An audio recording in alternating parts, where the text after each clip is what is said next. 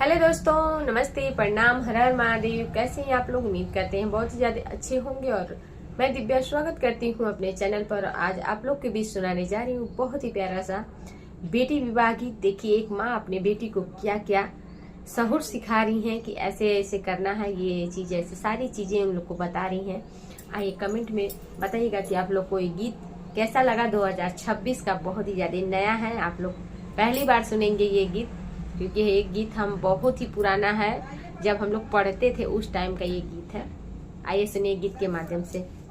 एक सहुरवा तू सिखियाए बेटी हो, मनिहा बचनिया हमार हो।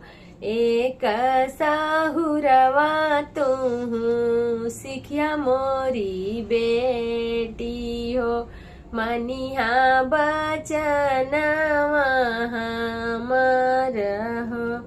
पापा के देसावा बीरान होई जाई है हो, जाए के होई है ससुराल हो।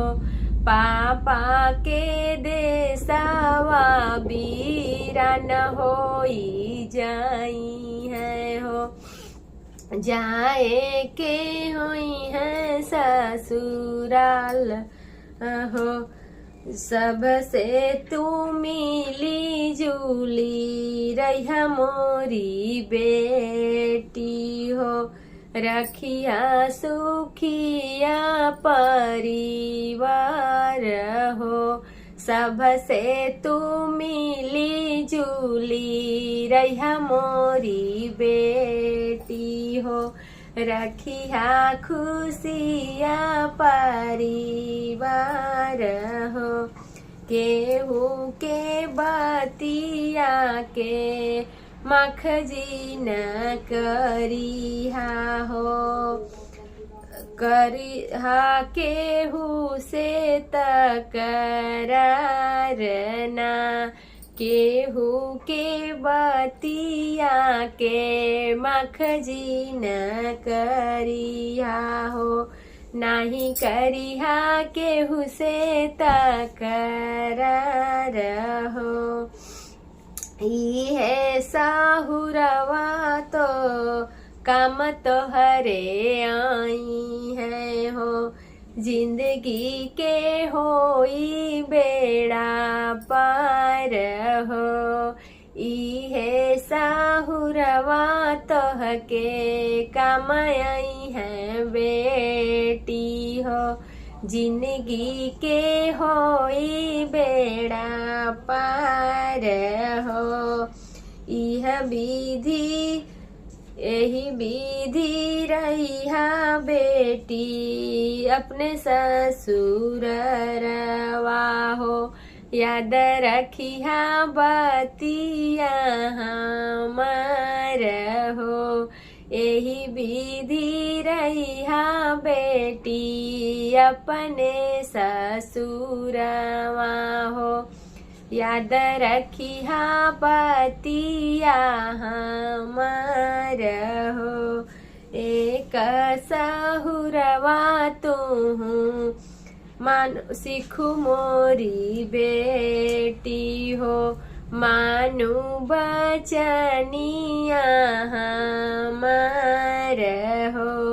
चाचा के देसावा बीरान होई जाई है हो, जाए के होई है ससुराल हो।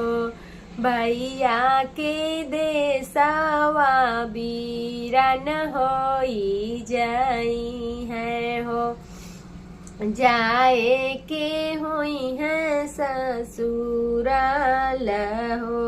सबसे तू मिली जुली रही मोरे बेटी हो, खुशी खुशी रखिहा परिवार हो। केहू के बात मत दिल से लगई हो, करिहा जिनके उसे टकरार हो, केहू के बतिया के मखना लगइहा हो, नाही करिहा केहू से टकरार हो। इहे साहुरवा बेटी काम तोहरे आई है हो, जिंदगी के हुई है बेड़ा पार जी। तो कैसा लगा आप लोगों को गीत कमेंट करके बताइएगा, और गीत पसंद आता है तो एक लाइक, एक शेयर और एक सब्सक्राइब जरूर करिएगा। धन्यवाद, मिलते हैं नेक्स्ट वीडियो में।